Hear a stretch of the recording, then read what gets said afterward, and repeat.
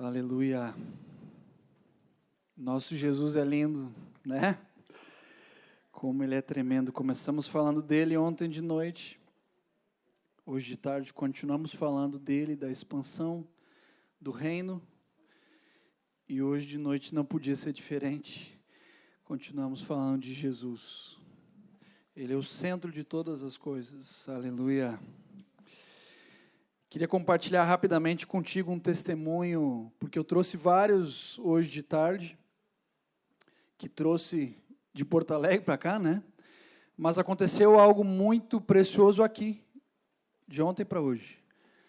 E aqui eu me refiro em Olinda. Nós saímos para dividir uma refeição juntos. O Alex, cadê? Dani está por aí também?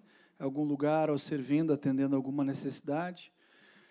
Mas estávamos, Alex, o Dani e eu, dividindo ali uma refeição num restaurante, e daí fizemos o pedido, e daí estávamos no processo de esperar, e fui daí no toalete, no banheiro, e perguntei para o Senhor, Senhor, quem tu quer salvar aqui? E foi direto, o Senhor falou, a cozinheira. Foi muito rápido, tipo assim, e aí, Senhor, quem tu quer salvar aqui? A cozinheira. E eu quero fazer um parênteses para dizer, Timóteo nos fala, no capítulo 2, versículo 4, de que é desejo de Deus de que todos os homens sejam salvos e cheguem ao pleno conhecimento da verdade. Amém? Então, Deus deseja salvar todos.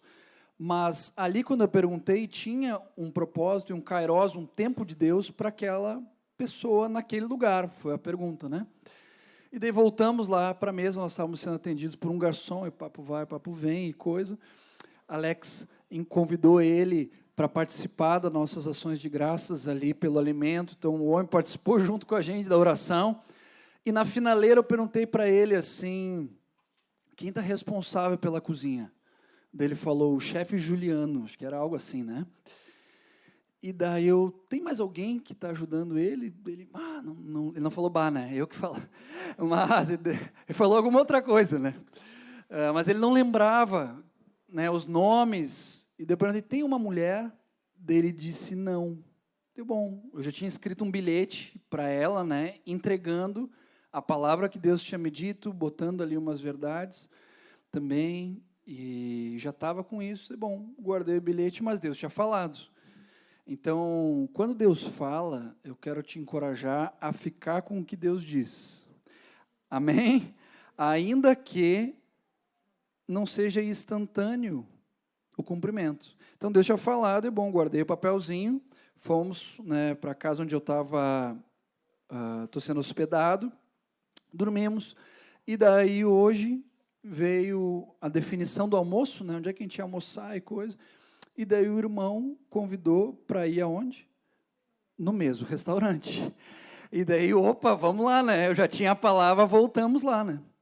E daí estamos de novo sendo servidos, dessa vez era por outro garçom, e daí terminou antes de ir embora, eu chamei ele assim, quem é que está responsável hoje pela cozinha?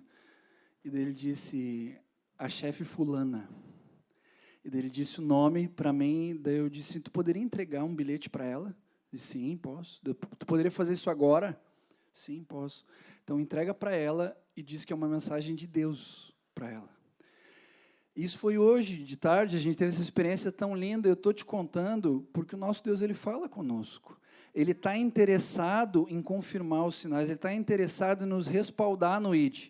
E o que eu fiz ontem foi perguntar, Senhor, quem tu quer salvar aqui? Ele falou, a cozinheira. Que no caso, ontem ela não estava, mas era naquele lugar que ela trabalhava, hoje ela chegou. E eu não sabia que eu ia voltar lá, mas o Senhor permitiu que a gente voltasse para o meu lugar, e a mulher estava lá. Então, o Senhor tem uma obra para a vida dessa mulher, nós saímos do restaurante, oramos por ela, intercedemos por ela, né? Então, o garçom entrou direto para dentro da cozinha, eu não sei como é que foi ali, eu coloquei também uma palavra de conhecimento que o Senhor tinha dado, então a gente vai empacotando, então estou te dizendo algo que aconteceu de ontem para hoje. Nosso Deus é um Deus de vivos, amém? Nós estamos vivos, então não é uma história que acontecia lá em Atos, né?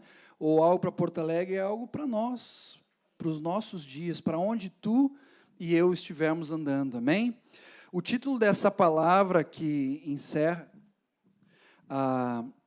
as ministrações da conferência, para aqueles que gostam de anotar, é o poder de Deus manifesto em vasos de barro. Então, esse é o título, está baseado ali, a base bíblica é 2 Coríntios 4, 7. E nessa largada eu quero repartir contigo um testemunho que é de um irmão lá de Porto Alegre. Esse irmão estava com um problema no joelho e ele estava precisando fazer uma cirurgia, tinha acompanhamento médico e tal, mas esse irmão recebeu oração. Recebeu oração e foi curado do joelho. E daí ele voltou no médico, né? Só que já voltou curado. E daí ele tinha um exame que o médico tinha prescrito, ele fez o exame, né? E levou para o médico, mas ele já tinha sido curado. E daí o médico, ele não tinha dito que tinha sido curado para o médico. O médico olhou o exame e disse, que legal que tu fez a cirurgia. Ele disse, não fiz cirurgia. Eu fui curado. E olha só o que o médico falou. Né? O médico disse que tinha características de uma recuperação de pós-cirúrgico, o exame que aquele homem tinha. E com isso eu quero te dizer que o nosso Jesus é o médico dos médicos, amém? Ainda que às vezes o homem nem chegue a operar, ele opera, e mais, ele toca onde o homem não toca.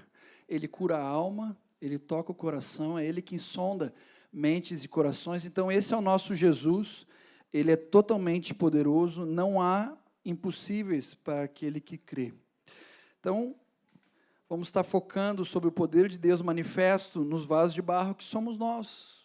Todos nós somos vasos de barro. Uns são os barros mais clarinhos, que nem eu, outros são os barros mais escurinhos, né? Então tem vaso de barro mais magrinho, vaso de barro mais que cabe mais conteúdo, né? Então tem de vários tipos, mas assim o material é o mesmo. Agora a riqueza, o tesouro também é o mesmo. Amém? O que habita em nós, esse sim é inestimável. Esse sim não é de barro. Ele é precioso, ele habita em nós. Obrigado, Senhor Jesus, por habitares em nós pelo Espírito. Nós te louvamos, pedimos que tu continue a falar conosco nessa noite. Guarda os corações, guarda as mentes, como já foi orado, Senhor. Pedimos, Senhor, que teu Espírito Santo continue a revelar a Cristo em nós. Em nome de Jesus. Guarda-nos de toda distração, todo cansaço, toda seta do maligno, em nome de Jesus. Amém. Então, antes da gente entrar na ministração, eu queria fazer uma rápida introdução aí contigo. Talvez vocês já ouviram uma expressão assim, vida equilibrada. A gente tem várias esferas na nossa vida, a gente precisa ter uma vida equilibrada. Talvez não tenha sido no contexto de igreja, mas talvez até no contexto fora, tu tenha visto algum vídeo, alguma coisa que aborda isso, né? E de fato nós temos diferentes esferas na nossa vida, né? Tem família, tem trabalho, tem obra, tem diferentes esferas e é um desafio, né? Como é que a gente está, vamos dizer assim, administrando elas. Mas o que eu queria te chamar a atenção é que esse termo equilíbrio, ele não aparece nenhuma vez no Novo Testamento. Na real, ele só aparece na Bíblia em um versículo no livro de Jó, não precisam abrir, mas no capítulo 37, versículo 16. E essa única menção bíblica do termo equilíbrio, ela não se refere aos homens e sim às nuvens, então não se aplica para a gente, né? Nenhuma vez na Bíblia o termo equilíbrio é usado para um ser humano. Beleza, Jonah, mas o termo moderação, né, de 2 Timóteo 1,7 tem relação com o equilíbrio, não é? Tem até versão que traduz, a NVI traduz. O texto diz assim, porque Deus não nos tem dado espírito de covardia, mas de poder, de amor e de moderação. Só que esse termo não é equilíbrio. Significado ali de moderação, ali é chamado a estabilidade de mente e autocontrole. Então está mais para tu ter limite do que para tu ser equilibrado, num sentido de equilíbrio de balança. Quando a gente pensa assim no equilíbrio, a imagem mais tradicional é como se fosse uma gangorra, uma balança, né? A gente tem algo de um lado, algo do outro, e a gente está buscando equilibrar essas duas coisas. Tá, mas beleza, se não veio o conceito de equilíbrio como nós o conhecemos da Bíblia, de onde é que ele veio? Então vem comigo. A ideia não é a gente ter aula de história aqui. Tem algum professor de história aqui? Ou de filosofia? Não. Então não é dar uma aula de história, mas de uma forma rápida eu quero te dizer que essa ideia, esse conceito de equilíbrio, como nós entendemos, nessa lógica meio de balança, não tem uma origem bíblica. Aristóteles, que era um filósofo grego, ele sim tinha a doutrina do meio termo, tá? E numa pegada parecida, Buda, do Nepal, também ensinou a respeito de um caminho do meio, tá? Então, quem também pregou algo parecido foi um cara chamado Confúcio na China. Os irmãos estão ligando os pontos, né? Estamos conectando da onde que veio esse conceito que hoje em dia, né, é tão comum se falar de equilíbrio, buscar uma vida equilibrada, né? E com isso eu não estou pregando desordem, não é isso, vocês vão me entender. Mas, então, essa origem, né, ela veio, se a gente vai juntando os pontos, né, teve o pai da filosofia ocidental, Aristóteles, o fundador do budismo, né, e o fundador do confucionismo. Né. Agora, olha que sinistro, literalmente falando. Confúcio nasceu 1 ano depois de Buda e morreu 1 ano antes. Tinha qualquer momento na história para eles nascerem. Os 2 fundadores de 2 dentre as maiores religiões do mundo viveram praticamente no mesmo período da história. Trouxeram doutrinas semelhantes, cada um na sua região. Os irmãos estão entendendo? Lembra da ministração da tarde? O que a gente falou? Então, vocês vão vendo da onde vai vindo a origem dessa pegada. A gente não vai entrar nessas doutrinas, tá? Não quero, nem recomendo, mas eu estou trazendo brevemente isso para ti, para os irmãos, para dizer que a origem do conceito equilíbrio, da forma como nós temos hoje, não tem uma origem cristã, bíblica. O querido Moisés Moraes, que inclusive morou aqui no Pernambuco por 6 meses, ele e a esposa dele, é um pastor nosso lá de Porto Alegre, que já está na glória, mas um dos pais da nossa congregação. Ele, lá no passado, ele alertou a igreja com relação a esse termo também, equilíbrio. E eu não estou aqui taxando algo, o Jonah não gosta do termo equilíbrio, não é isso. Mas estou falando do conceito por trás, tá? Eu não fico me atrapalhando com termos, não é a minha pegada, mas eu estou denunciando algo, porque essas coisas, às vezes, podem entrar dentro, né, até mesmo da igreja. Então, beleza, se equilíbrio não é a referência que nós devemos ter na forma de viver, qual é a referência? Então, eu peço muita tua atenção, a referência de vida cristã, bíblica, não é equilíbrio, e sim plenitude. Repete comigo, plenitude. Então, segue repetindo. O que Deus quer de mim não é uma vida equilibrada, e sim plenitude de vida.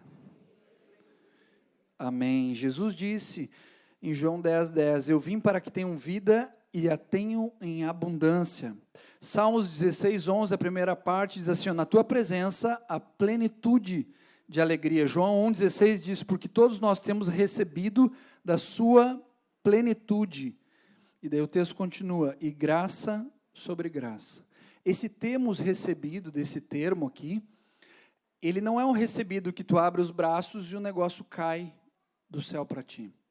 Esse termo recebido é o mesmo que quando tentam cobrar impostos lá, os discípulos chegam, a parte da turma chega em Jesus, e Jesus manda Pedro lançar e buscar o peixe. Então, é o mesmo termo aqui, é um termo chamado lambano. Ou seja, Jesus não mandou Pedro esperar e o peixe saiu da água, pulando para fora, chegou até os pés dele com uma moeda ali. Jesus mandou ele fazer algo. Vocês estão entendendo? Então, da sua plenitude temos nós recebido, tem uma parcela que nos cabe. Tem uma parcela que nos cabe. É como se a gente esticasse a mão, o Senhor já estava com a dele ali, mas Ele está esperando a gente fazer a nossa parte. Amém? Esse termo plenitude, irmãos, no original, no Strong's, diz assim, no Novo Testamento tem relação com o corpo dos crentes, olha só, que está cheio, diz comigo, cheio da presença, poder, ação, riquezas de Deus e de Cristo. Não é algo equilibrado, um pouco de um lado e um pouco do outro. É algo completo, cheio, amém? É isso que o Senhor quer. E certa vez o nosso Senhor Jesus, ele repreendeu os saduceus, dizendo assim, aquele texto de Mateus 22:29, errais, não conhecendo as Escrituras, nem o poder de Deus. Esse nem aqui, eu não sou professor nem de história, nem de português, tá? Mas esse nem é uma conjunção aditiva. Ou seja, eles deveriam não ignorar, né, conhecer tanto as Escrituras como o poder de Deus. Então, eram as duas coisas. Tem irmãos que acabam focando muito na palavra, muito nas Escrituras, dão um peso, e é importante, mas dão um peso, né, muito concentrado aqui, e podem, né, desvalorizar uma vida no Espírito, podem acabar, talvez até negando parte da vida no Espírito. Tem outros irmãos, por sua vez, que às vezes têm uma vida muito avivada, né, cheia do fogo, manifestação dos dons, né, o poder de Deus, mas às vezes tem pouca base da palavra, tem dificuldade porque não estão na sua vida, o caráter, a família, aplicando princípios da palavra, e daí logo a colheita vem, né, o que a gente semeia, a gente colhe. Então, tem riscos, né, de nós cairmos em extremos, mas Jesus corrigiu os saduceus, que era uma turma daquela época, e nós devemos aproveitar esse aprendizado para também a gente não ficar só com um ou só com o outro, mas a gente ter os dois. Os irmãos estão entendendo? Amém? Então nós não podemos escolher.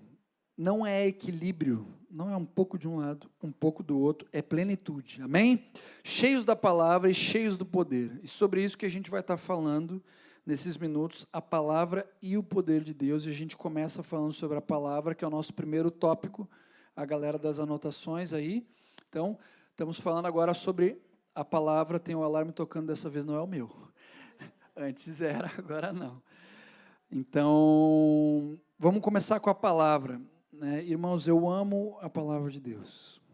Ela é linda, é uma alegria quando a gente está lendo a palavra, né, e se deliciando, é alimento.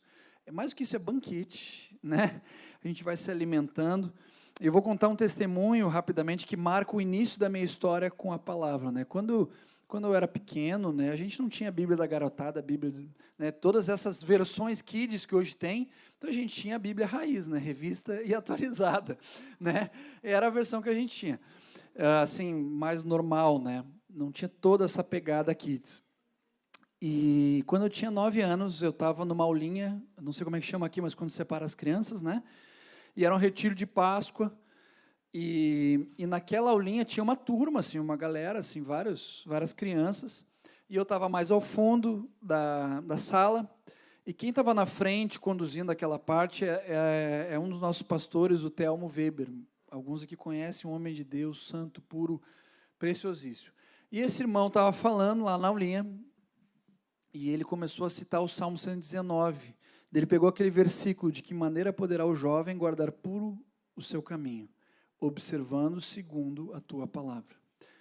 E quando aquele homem lá na frente falou esse versículo, a palavra de Deus, que é viva e eficaz, e foi repartida com unção através daquele homem, ela veio assim, com uma flecha no meu coração, com 9 anos. E quando aquilo ali veio, eu olhei para o lado e eu vi parte dos meus colegas na aulinha que tinham talvez uns 12 anos, 11 anos, eu com 9, né? E na minha cabeça de 9, eles eram jovens, né? Eles ali um pouco mais velhos que eu, na minha cabeça, eles eram jovens. E daí eu olhei para o lado, pensei isso, e daí pensei, eu quero ser um jovem santo. E a palavra já ministrou por si, a aplicação, eu tinha que ler a palavra. E daí eu peguei a Bíblia, uma Bíblia que tinha em casa, e comecei a ler de onde Deus tinha falado comigo. Eu não sabia que era o maior capítulo da Bíblia, né? Então foi bom que eu comecei já se era para começar, comecei com o mais difícil, né, em termos de quantidade. E daí comecei lendo ali, fui lendo, dado o momento, Deus tinha usado um homem de Deus lá na aulinha, mas eu tinha um homem de Deus em casa. E daí eu cheguei no meu pai, quando terminei uma parte da leitura, e perguntei: pai, o que eu faço agora? Eu falei que a Bíblia era a raiz e a orientação também foi. Ele disse assim: lê várias vezes o Novo Testamento, depois a gente conversa de novo. E daí isso tinha 9 anos, 9 anos. E assim começou a minha história com a palavra de Deus, né? Obviamente que a gente vai sendo exposto antes, mas eu digo eu, né, com Deus, de uma forma mais autônoma, né? Essa foi a minha experiência. Desde lá, literalmente, eu não sei quantas vezes já li a palavra toda, e há anos, queridos, eu não sei quantos, não tem um dia que eu feche meus olhos para dormir sem ter lido a palavra de Deus. Isso é glória para Jesus, mas é também um encorajamento. O encorajamento, porque a gente vai vendo Deus fazer, a gente vai vendo homens de Deus como vocês têm aqui, que vão servindo vocês, e às vezes tu olha para a tua vida e fica assim, pá, os caras parecem os super-heróis, né? Como é que eu que estou aqui chego nisso? Então eu te encorajo, lê a tua palavra. Lê a Bíblia todos os dias. Ora todos os dias. Adiciona o jejum como uma disciplina espiritual na tua vida. Tenta incluir isso ao longo das tuas semanas. Mantenha a comunhão com os santos. Tenha amigos, bons amigos no reino. Um amigo bom é um amigo que te leva para perto de Jesus, como os amigos do paralítico, né? Como o centurião. Esses são bons amigos. Então, mesmo dentro de um contexto de igreja, às vezes tu pode ter amigos que não são bons, porque não estão te levando para perto de Jesus. Então é importante nós termos boas amizades. Agora os adolescentes que estão aqui, os jovens, isso fez total diferença na minha vida. Uma diferença eterna as amizades que eu tive ao longo da minha juventude. Pessoas que eu, sendo adolescente, podia me reunir para orar, a gente no chão, e chorando, e daí sair da casa, de noite, durante a semana, sair daí da casa, poder falar com uma pessoa que está na rua, sozinho, já proclamando, adolescente. Tenha bons amigos, bons companheiros, boas companheiras, pessoas com as quais ser santo não seja um motivo de zoeira, amém? Mas seja normal. Pessoas com as quais, quando tu te encontra e tu propõe, vamos louvar, bora! Era o que eu estava querendo, era o que o Espírito tinha falado comigo. Eu vim para cá pensando nisso. Olha que amizade preciosa. Talvez o teu círculo hoje ainda não está essa pegada, mas caminha junto, puxa, vai tendo essa iniciativa, vai encorajando, amém? Então, foi muito preciosa essa experiência que tive com a palavra de Deus, e fechando esse parênteses aqui sobre as amizades e sobre as disciplinas espirituais, voltando a falar sobre a palavra, teria muito da gente falar sobre a palavra de Deus. Dá para a gente passar a noite, né? Tem um retiro sobre as escrituras, a beleza que elas têm, a sua riqueza, o quanto ela é viva e eficaz, espada de dois gumes, a palavra é lâmpada para os pés e luz para o caminho. Vou te dizer algo que eu aprendi com meu pai. Talvez ele já falou isso aqui. É lâmpada para os pés e luz para o caminho. Vários estão aqui, são casados, né? E se a pessoa lê a Bíblia todos os anos, vamos fazer um exemplo assim, 2 jovens de 20 anos. Um lê a Bíblia toda, todos os anos, e o outro consegue completar a leitura bíblica a cada 5 anos, ok? Os dois têm 20. Com 25, esse daqui terminou a primeira leitura, enquanto esse daqui já leu 5 vezes. E aqui a gente não está falando de meta quantitativa, mas tu está depositando a palavra de Deus dentro de ti. Habite ricamente em vós a palavra de Cristo, amém? Então é algo que nós devemos fazer. Com 25 anos, os dois se comprometeram. Olha aí, agora é um assunto, né, que começa a tocar na turma. Os dois se comprometeram, começaram a andar, né, com uma varoa, estão caminhando para um casamento. E daí passa-se, né, 2 anos, os dois se casam. Eles estão no início de casamento. Passa ali mais 3 anos, vem o primeiro filho. Os dois estão com 30 anos. Esse aqui já leu 10 vezes a palavra. Aquele lá terminou as 2. Os dois têm esposa para pastorear, têm filho para orientar, para ensinar a criança o caminho que ela deve andar. Qual tem mais bagagem de escritura dentro de si? Vocês estão entendendo como são práticas as coisas no reino? Isso é uma disciplina, então eu te encorajo, tu que é adolescente, tu que é jovem, de forma especial, pode não parecer, mas tu tem tempo. Quando a vida vai passando, tu vai vendo, opa, agora tem menos tempo, né? Na adolescência tu pode achar que não tem, mas tu tem muito tempo. Aproveita isso, porque depois quando tu é jovem, teu tempo diminui. E depois a vida vai avançando e tu vai vendo assim, como eu tinha tempo. Então, quando tu tem bastante tempo, aproveita esse tempo que tem. Aproveita para investir da forma certa, para investir de uma forma eterna, amém? Então, invista na palavra de Deus, ela é lâmpada para os pés, ela é luz para o caminho, e daí o marido pode pastorear a esposa, lavar a esposa pela palavra, ele tem os versículos de cor, ele conhece onde estão os textos, ele tem bagagem de Bíblia para poder repartir, ele não precisa ter um monte de coisa escrita, porque está dentro dele, vocês estão entendendo? Ele pode estar até sem Bíblia, mas ele tem a palavra sempre com ele, porque ele já decorou, porque ele já memorizou, porque isso está dentro dele. E isso é segurança para ele, para a esposa e para os filhos. A palavra é alimento, ela nos fortalece. A palavra nos limpa e as Escrituras nos enchem de fé. A palavra espada do Espírito é a arma útil para vencer o inimigo. De nós lembrarmos o pai da mentira e seus demônios das verdades eternas que estão registradas na palavra de Deus. Foi assim que Jesus venceu o inimigo no deserto. Está escrito, né? Nós falamos sobre isso. A palavra é riquíssima em promessas, que todas elas têm o seu sim em Jesus, por nosso intermédio. Jesus é a garantia do sim, mas o texto não termina, ele nos inclui. É por intermédio de nós, do seu corpo, que essas coisas venham a se cumprir, venham a se manifestar. Amém?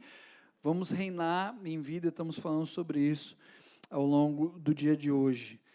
A palavra tem promessas que nós podemos nos apegar, pois que elas estão baseadas na palavra de Deus, elas têm a garantia do próprio Deus, elas são totalmente dignas da nossa confiança. Nós podemos nos apropriar em fé dessas santas, preciosas promessas, aplicando elas nas nossas vidas. Há tanta riqueza e beleza na palavra, mas a ênfase, irmãos, que eu gostaria de dar nessa noite com vocês é no segundo tema, que é o poder de Deus. Tu concorda comigo que é mais comum, não estou dizendo correto, tá? Mas mais comum a gente ouvir a respeito da palavra, das Escrituras, sobre a sua importância, do que vir alguém, não estou falando de hoje de noite, tá? Mas do que vir alguém e pregar a respeito do poder de Deus. É ou não é mais comum? A gente sempre tem nos encontros, a Bíblia, um versículo, algum trecho, uma porção, ou uma pregação, a gente sempre tem isso. Isso é o normal nós termos, né? Então, talvez não seja aqui em Pernambuco, né? Mas pensa no Brasil, né? O que é mais comum a gente ver? Grupos de estudo da palavra, pessoas estudando algum livro das Escrituras, ou um grupo, né, que está pegando a leitura da palavra e lendo mesmo, ou, do outro lado, um grupo de irmãos que se reúne na quinta-feira, por exemplo, para milagres, sinais e prodígios pelo Espírito Santo. O que é mais comum? O que é mais normal da gente ver na prática, né? Então, alguém vem te convidar, a gente vai ter um estudo bíblico lá na quinta. Ou não, vem na quinta. Lá o fogo pega, a turma é curada, os que estão cativos são libertos, e é o poder de Deus se manifestando. O que é mais comum, né? Então, eu estou levando vocês a essa reflexão, né, porque ambos são bíblicos, ambos são para hoje. Tanto as Escrituras como o poder de Deus. Mas tu concorda comigo que essa parte do poder de Deus, se é que a gente pode separar, é o que a gente está precisando reforçar mais, de modo geral. Faz sentido a minha percepção, que a gente como igreja, pelo menos parte da igreja brasileira, a gente precisa dar uma reforçada nisso. É como dois braços de um mesmo corpo. Seria anormal, fora do natural, o cara ter um braço super musculoso e o outro braço atrofiado. É ou não é? Tu imagina a cena, né? Esse cenário, e o irmão é solteiro. Ele só bate foto desse lado, né? E ainda dá aquela apertadinha para dar um up, né? Quem está rindo é porque já fez, né? Não estou brincando. Mas então dá aquela apertadinha para dar um up, dar uma valorizada ali, né? Então, seria anormal, né? Não seria normal tu ter isso serve para os homens, tá? Só, né? Deixe-se claro de passagem. Não seria normal ter um braço musculoso, né? E o outro braço não. O Japa teve aqui, né? O Japa é um bom exemplo de braço musculoso. Então, o homem é forte, né? Então, tu imagina tu pegar, assim, se o Japa vem de camisa de física, de regata, né? A gente chama lá no Sul, aqui no encontro, a turma vê, né? E ele se vira e o outro lado é diferente, a gente já vê, opa, tem algo que não está normal na vida dele. Não é o caso, né? Ele é forte dos dois lados. Então, os irmãos estão entendendo, não é normal a gente estar cheio, por exemplo, né, da palavra, mas não está manifestando o poder de Deus. A gente não deve errar, não conhecendo as Escrituras, nem o poder de Deus. Então, o convite que eu tenho para ti nessa noite de hoje é: vamos malhar esse braço. Vamos malhar esse braço juntos, fazer um treino. Aqui não é crossfit, né? Mas vai ser tipo isso, tá? Espiritualmente falando. Então, Salmo 105, versículo 4, diz assim, ó, buscai o Senhor e o seu poder. Buscai perpetuamente a sua presença. Então esse é o convite que te faço de nós malharmos esse braço, vamos buscar o poder de Deus, isso é bíblico e importante. Segundo tópico, estamos então entrando agora sobre o poder de Deus. Prende os cintos que a gente vai dar uma acelerada. Paulo escrevendo aos Coríntios, em sua primeira carta, capítulo 2, versículo 4, diz assim, ó, a minha palavra e a minha pregação não consistiram em linguagem persuasiva de sabedoria, mas em demonstração do Espírito e de poder. Esse termo poder aqui é o mesmo do texto base de Mateus 22, 29. Errais não conhecendo as Escrituras, nem o poder de Deus. É o mesmo termo. É dunamis do grego. E é o mesmo termo de Atos 1:8. Mas recebereis poder ao descer sobre vós. É o mesmo de Atos 10:38. Como Deus ungiu a Jesus de Nazaré com o Espírito Santo e com poder. Olha só que legal, esse termo aparece 120 vezes no Novo Testamento. Agora lembra comigo, quantos estavam no cenáculo quando foi Pentecostes? Aproximadamente 120 pessoas, fala o texto. Um pouco menos do que nós aqui nessa conferência, amém? Os últimos 2 anos, alguns homens de Deus têm passado lá pelo Rio Grande e enfatizado o poder de Deus. Em agosto de 2022, no retiro de pastores e líderes, o irmão argentino Victor Rodrigues, já esteve aqui, né? Ele perguntou, por que Jesus veio andando sobre as águas? Ele poderia ter vindo pela beira, é ou não é? E a resposta foi, porque ele quer demonstrar o seu poder. O Victor também disse, Jesus curou a todos. Em abril do ano passado, veio um outro argentino lá para ministrar conosco. Retiro de Páscoa, toda a igreja reunida em Porto Alegre. Esse irmão se chama Luiz Lozardo, também da Argentina. E ele disse assim, ó, da mesma forma e zelo que temos praticado o ensino de Jesus, devemos praticar a cura. Esse irmão, em 3 dos 4 turnos de pregação, ele enfatizou o assunto da cura. Ele também disse, ó, galera da internet, é fácil debater intelectualmente as verdades sobre o cristianismo. E na internet a gente vê isso, é ou não é?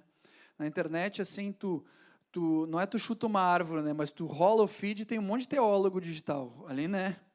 Um monte de teólogo digital. Mas o essencial não é debater, ele diz, e sim experimentar o poder de Deus. Poder de Deus, uma vida de plenitude, cheios da palavra e cheios do poder. Amém? E, queridos, o segredo para isso está em Jesus. Colossenses capítulo 1, 19 diz assim, porque aprove a Deus que nele residisse toda a plenitude. E Paulo reforça no capítulo 2, versículo 9, dizendo assim, pois em Cristo habita corporalmente toda a plenitude da divindade. O segredo da plenitude está em Jesus, mas o texto continua, e no versículo seguinte diz assim, e por estarem nele, que é o cabeça de todo poder e autoridade, vocês receberam a plenitude. Vou repetir, vocês receberam a plenitude, amém? Estamos em Cristo, e Cristo está em nós pelo Espírito, e Cristo em nós é a esperança da glória. E eu tenho uma boa notícia, Jesus Cristo não muda. Ele segue poderoso, ele não é menos poderoso em 2024, Hebreus 13:8 diz, Jesus Cristo é o mesmo ontem, hoje e para sempre, aleluia. Eu quero repartir brevemente com os irmãos um texto que escrevi,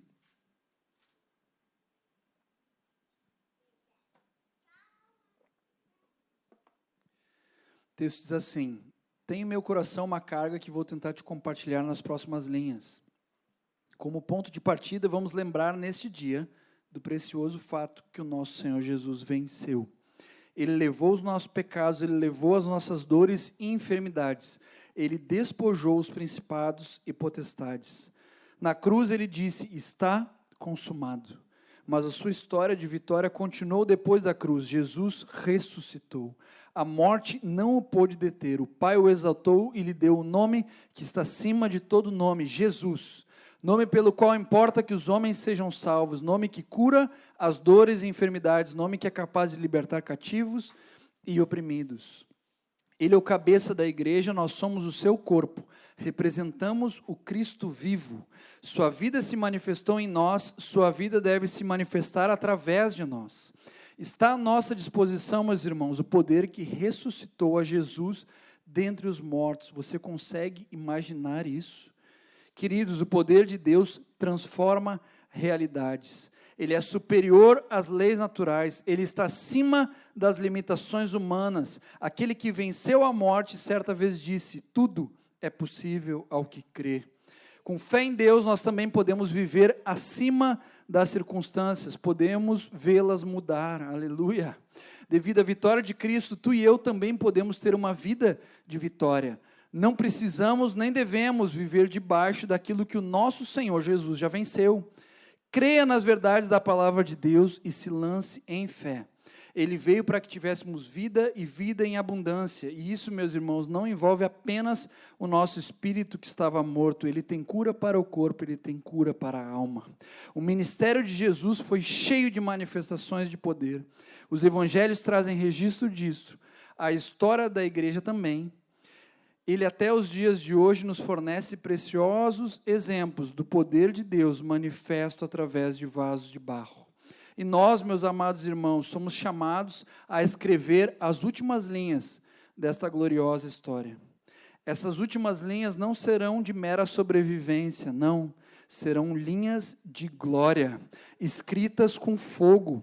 O desfecho da história não será menos emocionante que o seu início. Amém? Irmãos, tu e eu, nós somos testemunhas daquele que vive. Jesus está vivo e nós devemos ser testemunhas dele com poder. Jesus ordenou que os discípulos não saíssem de Jerusalém até que, do alto, eles fossem revestidos de poder. Atos capítulo 1, pensa só, o serão minhas testemunhas seria só após eles receberem poder. Testemunha é aquele que tem ou produz, o que produz evidências. E como que eu posso provar a uma pessoa que Jesus está vivo? Nós podemos falar, nós podemos pregar, nós podemos servir, amar de diferentes formas. Mas uma das formas que nós podemos demonstrar que Jesus está vivo, provar para a pessoa que Jesus está vivo, é quando essa pessoa é tocada por Jesus. Porque quem é tocado por Jesus tem a sua vida transformada. Quem tem um encontro com Jesus teve a sua história dividida. Foi assim na história mundial, quando ele veio, ele dividiu entre antes dele e depois dele. E quem na sua história tem encontro com Jesus também tem um marco que divide a sua história entre antes e depois. Uma pessoa que é tocada por Jesus, que tem contato com o sobrenatural que só ele pode fazer. João 4, Jesus e a mulher samaritana, cantamos, né, junto ao poço estava eu. Então, nessa história, Jesus e essa mulher conversavam sobre várias coisas. Mas o que foi o gatilho para essa mulher crer que Jesus era o Messias? E o que ela anunciou aos homens de Samaria? Ela disse assim, ó, vinde comigo e vede um homem que me disse tudo o que tenho feito. O que é isso? Palavra de conhecimento. Jesus, pelo Espírito, repartiu uma palavra de conhecimento com aquela mulher. E foi esse o gatilho que tocou ela. A mulher sai, vai lá e fala para os outros, venham ver, tem um homem, né, que conhecia ela, que repartiu, né, sem saber, conheceu, o cântico fala, né? Então, uma palavra de conhecimento, o poder de Deus foi manifesto, e esse gatilho fez com que a mulher fosse, e daí vieram os outros, depois os outros já criam não pelo que a mulher falava, mas pelo que eles estavam vivenciando ali, foi uma multidão. Então, palavra de conhecimento é uma das formas do poder de Deus ser manifesto em nós que somos vasos de barro. Eu quero te compartilhar um testemunho, agora a gente vai abrir o PDF juntos. É a partir da segunda ali, palavra. Vamos ver, onde é que estamos? Aí. Então, era um domingo de manhã, eu estava numa localidade lá do sul. Oi. Pode. Eu estava numa localidade do sul e repartindo essa mesma palavra. Um pouco diferente, mas a mesma carga, a mesma pegada. E durante o louvor, como estava aqui com vocês, Deus deu uma palavra de conhecimento. Deu uma visão, né, uma pia com cuba branca e água azul clarinho. E junto com essa visão, nessa palavra de conhecimento, o Espírito deu algumas impressões de que aquela palavra era para uma mulher e de que Deus se importava com ela. Daí tá, anotei, né, essa palavra. Também no louvor, dado momento, o irmão que estava conduzindo os cânticos, esse serviço, começou a cantar um cântico do Reinaldo, que teve aqui, servindo vocês aí algumas semanas atrás. E o Espírito me conduziu a gravar um trecho. Daí gravei um trecho e mandei para o rei, olha aqui no encontro de Canoas, né, que era essa localidade. E daí estávamos lá, nesse contexto, e daí, bom, né, fiz essas duas coisas que o Espírito foi conduzindo, chegou a hora da ministração, fui, estava repartindo como estava repartindo, estou repartindo aqui para vocês, e dado o momento, eu fiz uma pausa e disse, olha, durante os louvores, o Senhor deu, né, uma palavra, uma visão, e papai, reparti e disse assim, se isso fez sentido para alguém aqui, depois procure algum dos pastores, quem ficar mais à vontade, e continuei a palavra, né. Então, mais no fim do encontro, né, já estava na finaleira, vem uma irmã lá na frente e me procura. E ela disse, Jonas, sabe a pia? Era para mim. Olha só o contexto da mulher. Naquela manhã, a pia da casa deles tinha rachado. Naquela manhã. O box do banheiro entupiu. Tudo na mesma manhã. E o marido não estava querendo ir no culto. Naquele culto, naquela manhã. E houve uma batalha espiritual. Essa mulher, o marido lá no banheiro, tentando resolver os negócios, não querendo ir no culto, e a mulher foi passá-la para interceder. A mulher foi passá-la para interceder porque o marido não era só daquele momento, ele estava com um processo que a igreja lá conhecia, não é algo escondido, então é algo que a igreja foi participante, então que o homem estava num processo de desafio, assim, de luta, e a mulher foi interceder na sala, e foi orar, né? E antes deles irem ao encontro, o casal tinha comprado uma torneira para a pia, que tinha dado problema. E olha que lindo, né? E essa torneira que aparece aqui, né? Isso foi nesse encontro mesmo, né? Então eu registrei ali a torneira, né? E o que é maravilhoso, que o Senhor vai manifestando o seu poder, mas Ele demonstra isso porque ama. Tu lembra das impressões? Deus tinha falado que era para uma mulher e que Ele se importava com ela.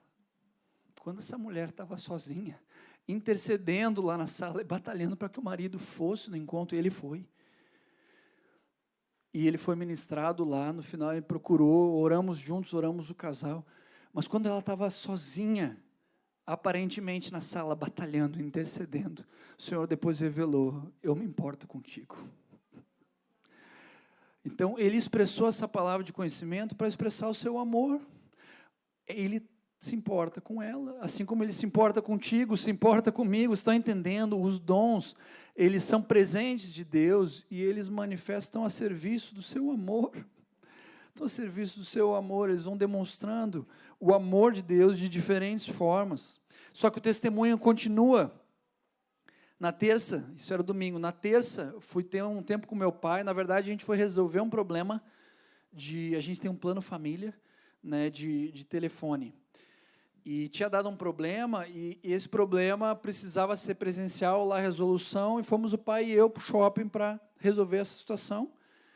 E o pai não estava nessa localidade quando aconteceu tudo isso, e eu estava querendo compartilhar com ele o que tinha acontecido, a questão do Reinaldo, a questão dessa palavra de conhecimento. Para mim tinha sido muito preciosa essa experiência. E filho, né, a gente gosta de contar as coisas para o pai. E daí eu estava ali, comecei a tentar contar na loja da operadora, que eu não vou dizer para não expor, a gente estava ali esperando a chamada, eu comecei a contar para o pai a história, nos chamaram. Daí não deu. Daí, beleza. Daí estamos ali no shopping, em outro momento eu tento contar para o pai, não deu. Daí tínhamos resolvido já tudo que a gente estava para resolver, sentamos numa cafeteria, o pai ia quebrar um jejum, e eu fui acompanhar ele para comer, e a gente pediu bem no restaurante ali, né? Assim, não era uma cafeteria que a gente pegou só um croissant, entendeu? A gente pegou algo com mais substância, que nem diz, né? Então, pegamos ali algumas comidas, café e coisa. Então, daí eu, enfim, consegui contar para meu pai. Daí contei o que aconteceu com o rei, contei essa situação dessa mulher. E estamos ali conversando, pai e filho, na mesa, de repente uma mulher se aproxima da gente, de pé. pai e eu sentados, os dois aqui, olhando para ela, ela disse, desculpa atrapalhar vocês, mas eu vi 2 homens falando de Deus, e de repente vocês citaram o nome do meu marido, que é Reinaldo. Não era o rei de Cuiabá, tá? Obviamente. Mas o nome do meu marido, que é Reinaldo, nós nos mudamos para Porto Alegre faz pouco tempo, faz, sei lá, X tempo. E eu estou procurando uma igreja para ir, mas estou vendo os templos fechados e coisa, e começamos a falar com ela. A mulher era a esposa do Reinaldo, que era lateral esquerdo do Grêmio. Quem é que gosta de futebol aí? O cara que foi o melhor lateral esquerdo, acho que por 2 campeonatos, ou 3, né? Cadê o Bernardo? Bernardo, que é especialista em futebol, eu não sou.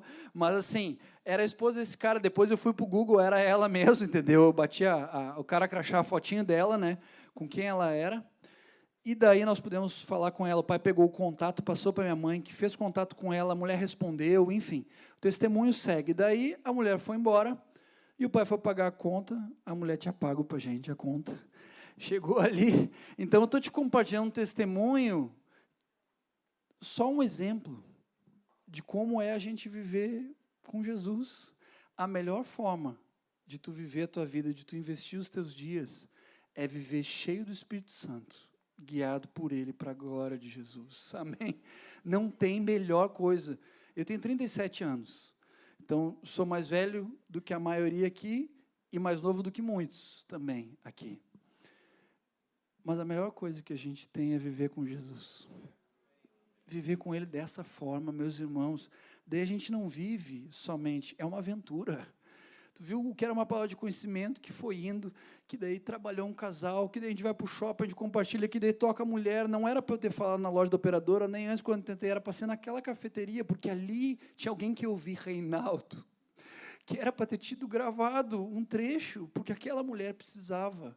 Vocês estão entendendo como Deus trabalha? E essa é a melhor forma de nós vivermos, é a melhor maneira de tu investir os teus dias, é tu andando nas boas obras que de antemão Ele preparou para que tu andasse nelas. Deus tem boas obras preparadas para ti, tem boas obras preparadas para ti, e Ele quer que tu ande nelas, Ele quer que tu ande guiado pelo Espírito, cheio do Espírito. Então, uma das formas de nós manifestarmos o poder de Deus é palavra de conhecimento.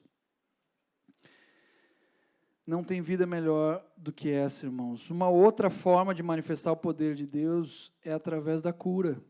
Eu queria compartilhar um outro testemunho. Tem outras maneiras, mas essas estou dando ênfase hoje de noite. Anos atrás, Ana e eu, nós fomos conduzidos pelo Senhor a fazer os nossos grupos caseiros. Aqui chama grupo caseiro, Igreja na Casa. E fazermos na praça. Tem uma praça na frente desse condomínio que eu mostrei a fotinho para vocês. Então o Senhor nos levou a fazer na rua o que a gente já fazia em casa. Então a gente louvava, repartia a palavra, dava testemunho, orava, impunha as mãos, ceava. Então a gente fazia na rua o que fazia dentro. E isso foi lindo o que Deus fez. Eu não estou repartindo como método, Deus nos guiou para isso. Durante uns 5 anos, mais ou menos, ficamos fazendo isso. Tinha vizinha que abria a janela, porque gostava dos louvores. A turma sabia, assim, vocês que reúnem no domingo de manhã, né? A turma vai sabendo, porque quando tem perseverança e constância, né? Nisso a turma, dado momento, vai gravando. Não, a igreja está ali domingo de manhã na praça. E a gente teve experiências de pessoas que se chegaram a nós, contar libertação ali no meio. Olha o que o Senhor fez, entendeu? Foi muito lindo. E dado momento, um vizinho, um menino, na época com 9 anos, começou a namorar o grupo. A gente ia para a praça. E ele ia para a praça com o maninho dele de 3. E ele deu uma namorada no grupo num dia, deu uma namorada no grupo num outro dia, mais na gangorra ali, e daí eu enviei 2 discípulos em missão, né, porque ele estava se aproximando, e daí a gente fagocitou ele, tipo na biologia, sabe? Quando a gente foi lá e o grupo englobou ele, entendeu? E daí trouxemos o menino, os 2, ali para o grupo. E, em resumo, esse menino foi sendo exposto ao amor de Deus, foi ouvindo do Evangelho, nós fomos pregando, como grupo, demos um presente para no dia do aniversário dele, demos um skate para ele, e a turma foi amando, ele participou de retiro conosco, mais de um retiro, então, teve junto ali com a gente, ele era super pontual, chegava lá com a biblinha dele, 9 anos, chegava sozinho, sem mãe crente, sem pai crente, entendeu? Era ele indo atrás com fome, com sede. Esse guri se converteu e estava no processo, né, mas ainda não tinha se batizado. E a Ana e eu não tínhamos filhos ainda. A gente nem sabia levar uma criança a Cristo. Então, a gente não tinha essa experiência ainda, mas estávamos com um menino de 9 anos com a gente, que ia para retiro, que ia... E daí, nesse contexto, teve um dia, eu me cuido, porque senão os nomes, né, eu me cuido para não contar os nomes. Estávamos ele e eu sentados na calçada, ali do lado da nossa rua, e ele estava me abrindo que na escola ele tinha ido em defesa de uma menina e levou um soco aqui do lado, né? E estávamos os dois sentados no cordão da calçada, e ele me abriu isso. E daí eu impus as mãos, e o Senhor curou ele. E daí esse menino que já estava recebendo tudo isso que eu falei, ele olhou para mim assim, tipo, o que aconteceu aqui? Naquele dia, nós falamos com a mãe dele, fomos até a casa, a Ana e eu, a casa onde ela morava com um companheiro, falamos com o meu antigo discipulador, conseguiu ver a piscina lá dele, né? Naquele dia, esse menino foi batizado. O irmão dele, que enfrentava o mais próximo de uma lepra que eu já conheci, oramos por ele, e o menino foi curado. Então, a mãe dele testemunhou a cura do menino. Ele baixou o hospital, nós oramos por ele, baixou o hospital, e depois foi curado dias depois, a própria mãe testemunhou, então o menino foi batizado, o outro que era quase um leproso dos nossos dias, foi curado, né? Esse menino foi batizado, então foi muito lindo o que Deus fez, mas por que eu estou te dizendo isso? Ele já tinha sido amado, ele já tinha sido servido, presenteado, já tinha sido exposto ao Evangelho, mas naquele dia ele foi tocado por Jesus. Isso ninguém tira. Ele sabe que ele tinha dor, e a dor se foi. Então não tem o que alguém diga, vocês estão entendendo? Ali uma evidência foi produzida na vida daquele menino, que Jesus é real. Então eu quero te encorajar que uma das formas lindas que Deus flui o seu amor e a sua compaixão, manifestando o seu poder, é através da cura divina. Marcos 16, 17, 18, eu vou ler aqui, a gente já leu antes, mas fala, estes sinais hão de acompanhar aqueles que creem. Em meu nome expelirão demônios, falarão novas línguas, pegarão as serpentes, e se alguma coisa mortífera beberem, não lhes fará mal. Se impuserem as mãos sobre os enfermos, eles ficarão curados. Como é que começa aqui? Estes sinais hão de acompanhar aqueles que creem. É preciso nós termos fé. Para que essas coisas nos acompanhem, nós temos que ter fé, fé em Jesus. Fé, irmãos, muito importante que eu vou trazer agora. Não que o que veio antes não é, tá? Mas eu quero a tua atenção porque isso é chave. Fé é certeza das coisas que se esperam, convicção de fatos que se não veem. Hebreus 11:1, essa é a definição de fé bíblica. Se fé é certeza, eu quero te dizer que se tem 1% de dúvida, já não é mais certeza. Os irmãos estão entendendo? Por isso o inimigo semeia a dúvida para colher a incredulidade. Ele lança dúvidas. Se és filho de Deus. Você está entendendo? O que ele está semeando? Dúvida. Para tentar gerar incredulidade. Jesus tinha clara a sua identidade, rebateu com a palavra, que é a forma, nós já falamos sobre isso. Mas sobre diferentes aspectos, o inimigo tenta lançar dúvidas. E no momento que ele consegue 1% de dúvida em ti, tu já não tem mais certeza. Tu já não tem mais convicção, porque tu tem 1% de dúvida.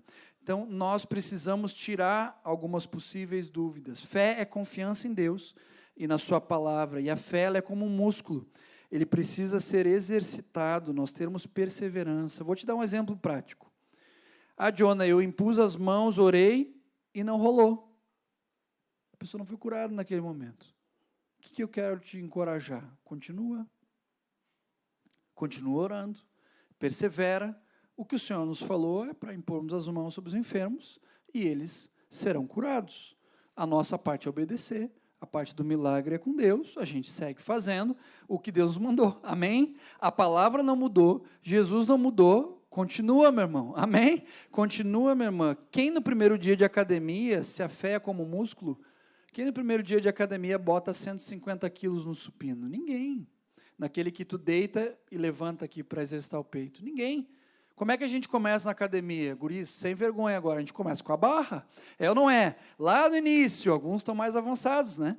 Outros, né? Se tu for começar, o treinador lá vai botar assim, ó, vamos começar hoje só com a barra, a dar um aquecimento, né?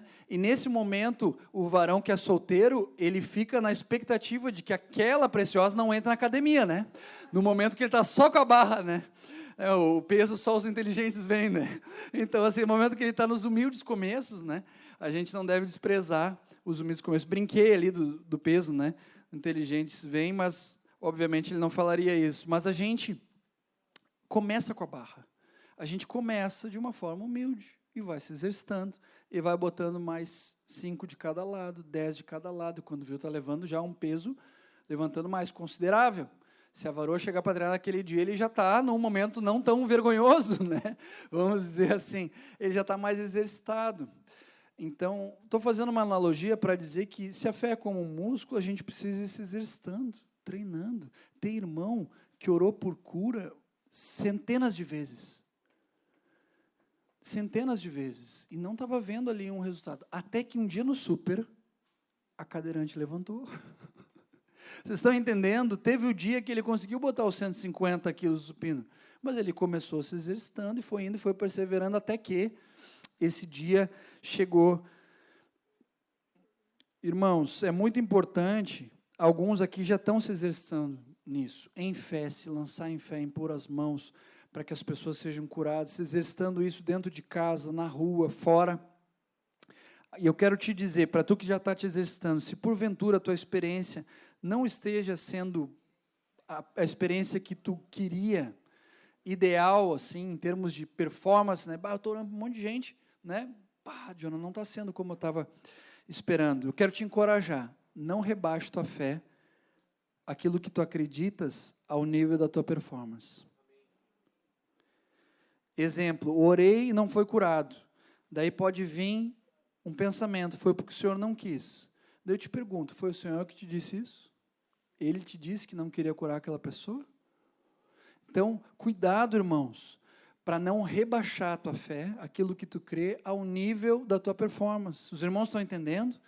Esse eu acredito que é um dos principais erros que existe dentro desse assunto. É a pessoa adequar a sua teologia, a sua fé, ao nível do que ela consegue viver. Na verdade, é rebaixar. Enquanto o que nós deveríamos fazer é exatamente o contrário. É buscar adequar a nossa experiência de vida ao nível do padrão bíblico apresentado em Atos. Amém? Os irmãos estão entendendo? Então, se ainda não foi como a Bíblia está dizendo, a Bíblia está certa e eu vou continuar treinando. Amém? Eu vou continuar treinando até que isso também se concretize na minha vida, porque Deus é verdadeiro, né? Jorge Mitia fala isso, que o segredo do ministério dele é que ele lê e crê, né? Então, ele diz, seja Deus verdadeiro e todo homem mentiroso, a começar pelo Jorge Mitian. Não que ele está fazendo apologia à mentira, não é nada disso. Jesus é a verdade.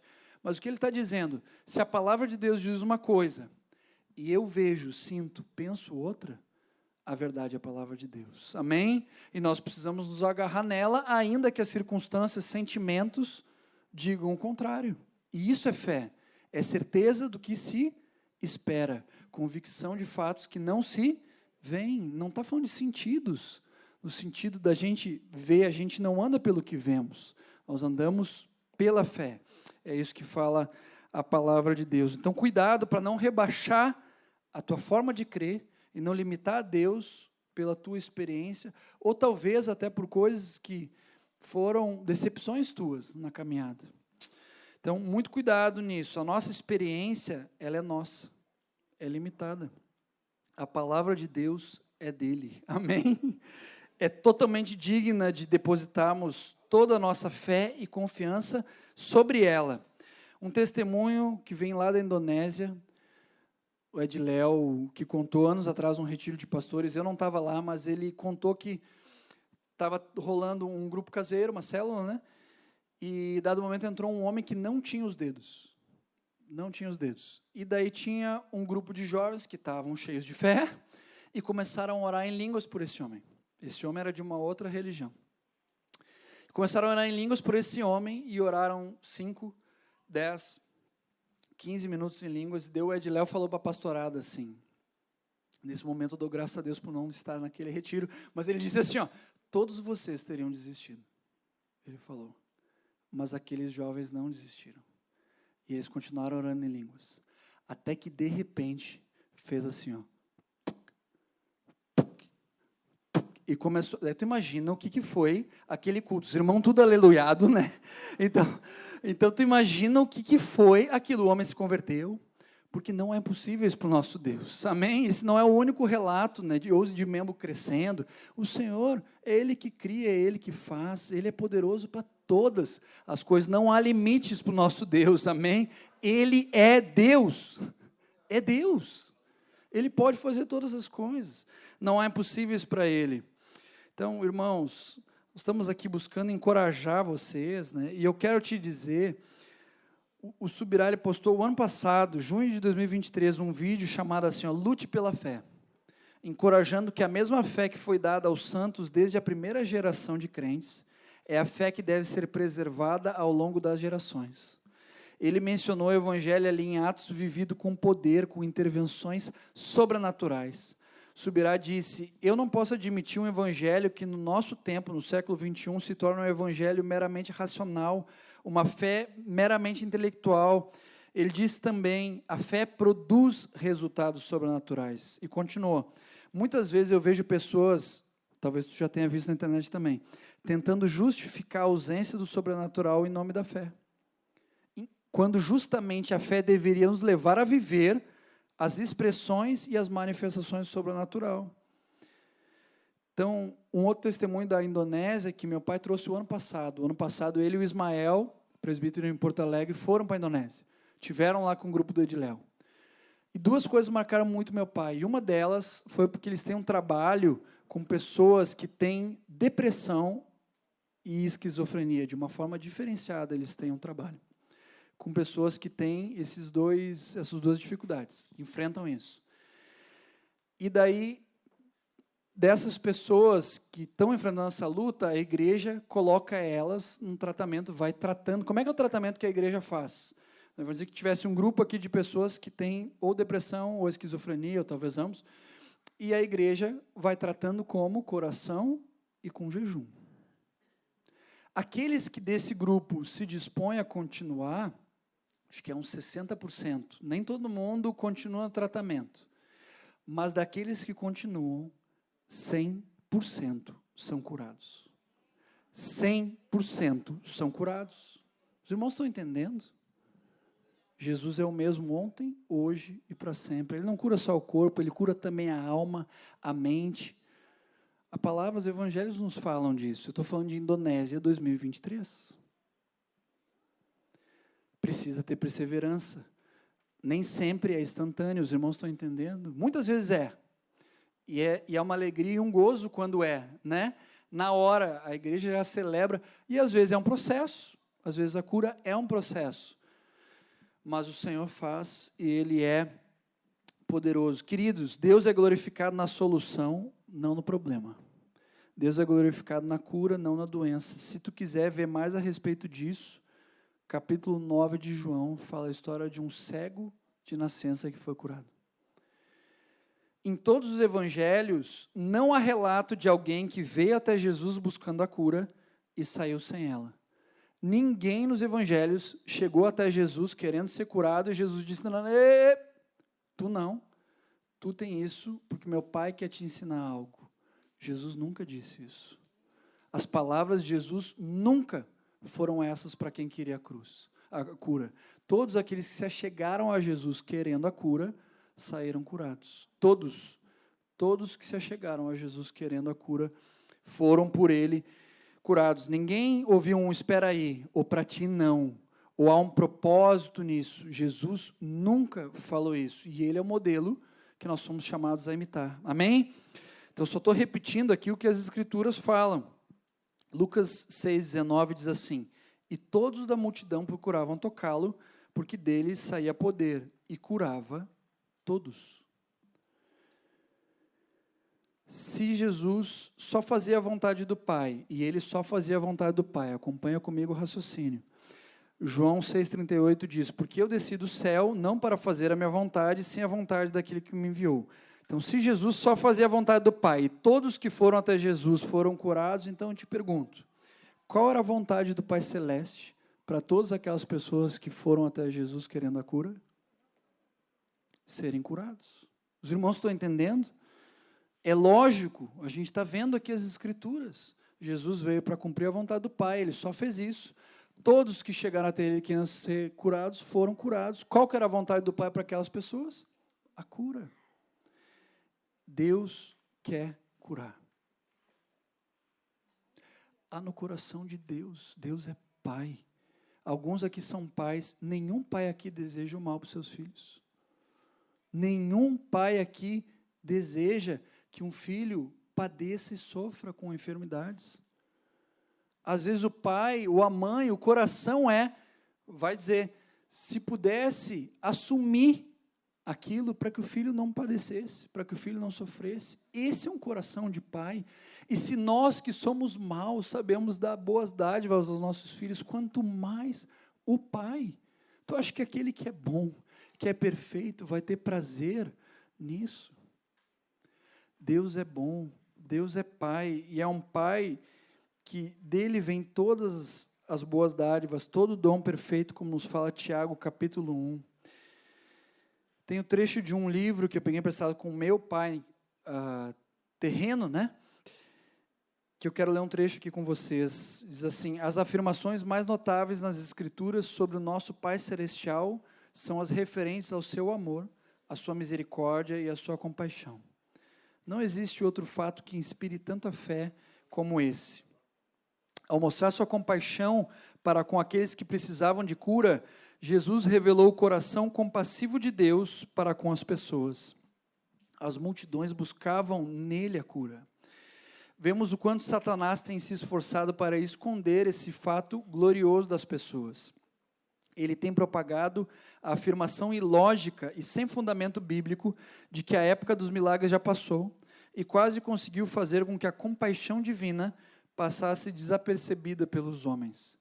A teologia moderna exalta mais o poder de Deus do que a sua compaixão. Coloca seu poder acima do tremendo fato de que a sobreexcelente grandeza do seu poder é sobre nós, Efésios 1:19.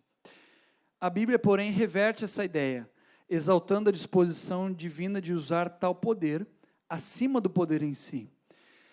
Em lugar algum ela diz que Deus é poder. Em vez disso, ela afirma repetidamente que Deus é amor. Não é a fé no poder de Deus que assegura as suas bênçãos, mas a fé no seu amor e na sua vontade. E com isso eu quero te dizer, Deus quer curar. No coração dele, ele deseja isso. É um coração de pai. Tu pode pegar todas as listas de sofrimento, porque uma coisa é enfermidade, outra coisa é sofrimento. Todas as listas de sofrimento que estão no Novo Testamento. As que Paulo fala, o que ele passou, naufrágios, açoites, etc. Né? A lista dos heróis da fé de Hebreus 11, em nenhuma delas tu vai encontrar na lista enfermidade, nas listas de sofrimento. É possível que o crente passe por sofrimento, com certeza. O próprio Jesus aprendeu pelo muito que sofreu, é o que nos fala Hebreus. Então, sim, na nossa vida nós passamos por aflições. Mas Jesus diz, tem de bom ânimo, eu venci o mundo. E esse termo aflições, no original, não menciona enfermidades. Então, o que eu quero te dizer, sim, nós podemos passar por sofrimento, mas a orientação bíblica, quando nós nos deparamos com uma enfermidade, é nós orarmos pela cura. É nós batalharmos por ela. Nós lutarmos pela vida. Os irmãos estão entendendo? Essa é a referência bíblica. De novo, enfermidade não consta em lista de sofrimento do Novo Testamento. Então, essa ideia errada de que a enfermidade ela pode ser usada, né, como um canal assim que Deus está usando, Deus pode usar todas as coisas, Ele é soberano, né? Mas não é uma postura que a gente deve ter passiva e abraçando isso, né? Não, pelo contrário, a nossa postura tem que ser contra. Orando, impondo as mãos, batalhando pela cura. Os irmãos estão entendendo? Ainda que na sua soberania, Deus possa usar todas as coisas. É muito importante a gente tirar essas dúvidas, tirar esses pontos que às vezes bagunçam a mente e impedem a pessoa de ter certeza de que Deus quer curar. Deus quer curar, é o desejo de Deus. Ele quer. Imagine uma seguinte história, uma mulher mendiga tem uma doença, e uma doença que aos olhos dos homens não tem resolução. E essa mulher, ela vive, né, pedindo na frente do muro de uma mansão de um homem bilionário. É ali que ela fica pedindo dinheiro, ali é o posto dela. E vamos pensar num contexto sem ser espiritual aqui, sem ser um contexto onde a gente sabe que o nome de Jesus é poderoso para fazer todas as coisas. Vamos pensar no âmbito natural. Essa mulher não conhecia Jesus, no exemplo que estamos criando aqui, e ela está sofrendo de uma doença que humanamente, né, é muito complexa, mas que tem um tratamento. Só que esse tratamento custa 2 bilhões e 600 mil euros. Essa mulher não tem condição. Mas que ela, os filhos, os netos, continuassem a vida inteira pedindo, ali na esmola, ela não junta esse dinheiro. Agora, o homem que está dentro daquela mansão, ele tem esse recurso para poder salvar a vida dela. Então, só construindo um exemplo aqui para te ajudar a entender. Ele tem, entre aspas, a capacidade de poder ajudar ela a ser curada. Ele tem isso no banco, investido. E a cura dela não depende dele poder fazer isso. Depende dele querer fazer isso. Os irmãos estão entendendo por que eu estou dando esse exemplo? Nós sabemos que o nosso Deus é poderoso. E o trecho que eu li do livro nos fala que não é a ênfase no poder de Deus que nos leva à cura, mas é quando nós entendemos que Ele nos ama e que Ele nos quer curar. Ele quer manifestar esse poder.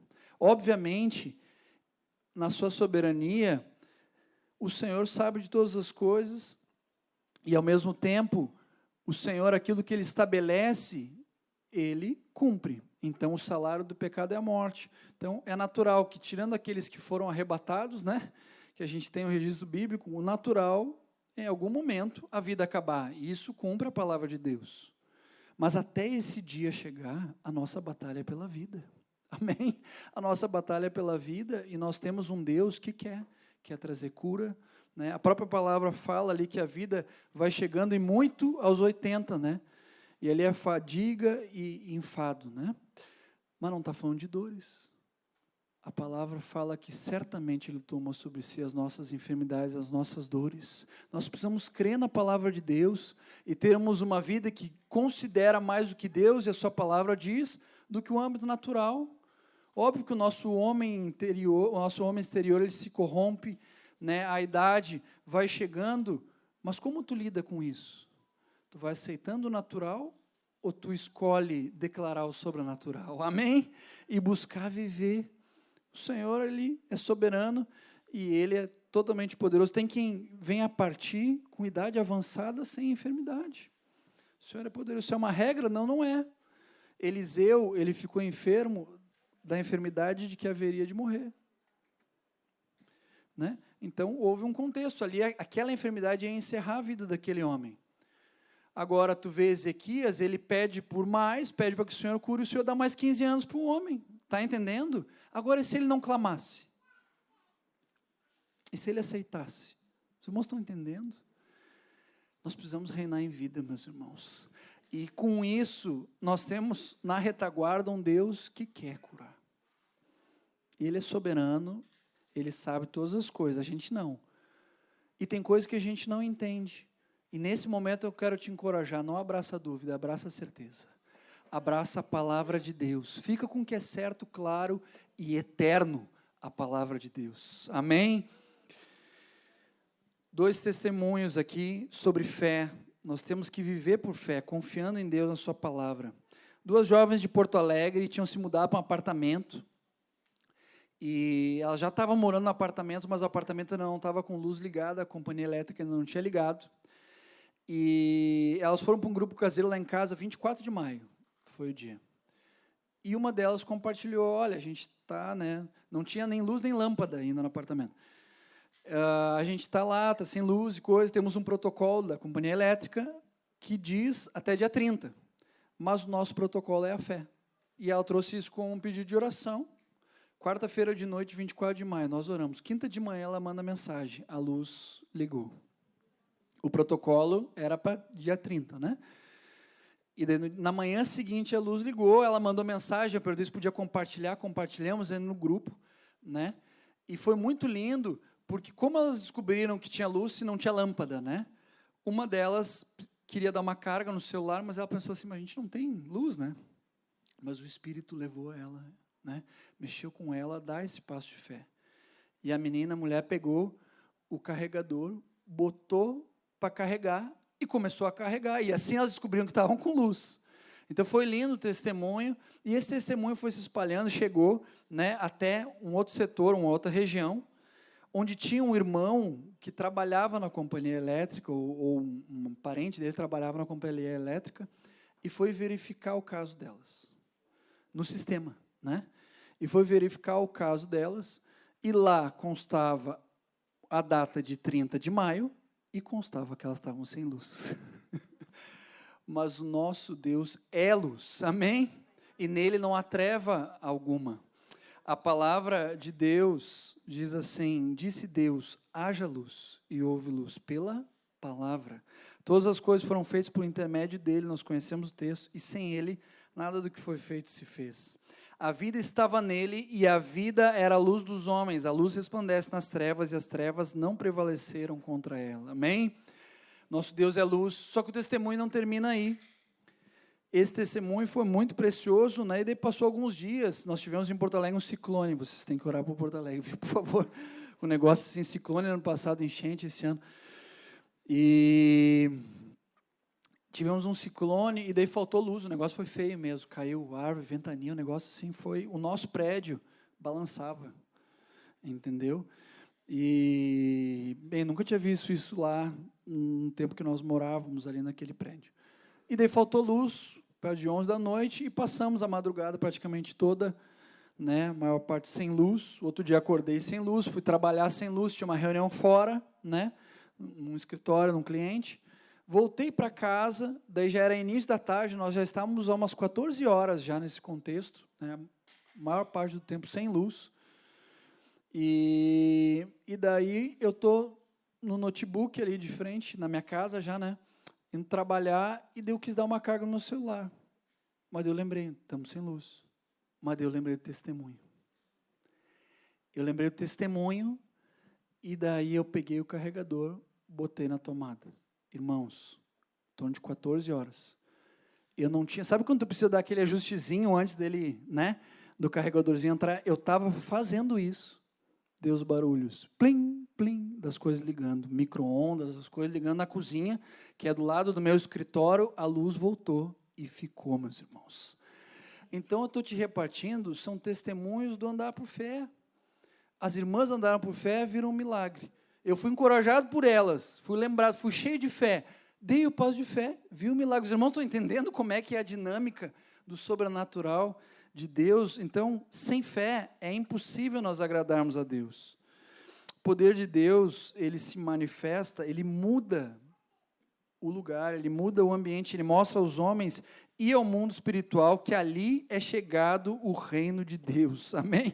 Somos filhos de Deus, irmãos do Rei dos Reis. Então eu te encorajo a gente não só usufruir da herança que nós temos, mas também exercemos a autoridade que nós recebemos. Ao chegar num lugar, tu pode até não dizer, mas tu tem que saber essa realidade. Eu vim em nome do Rei dos Reis.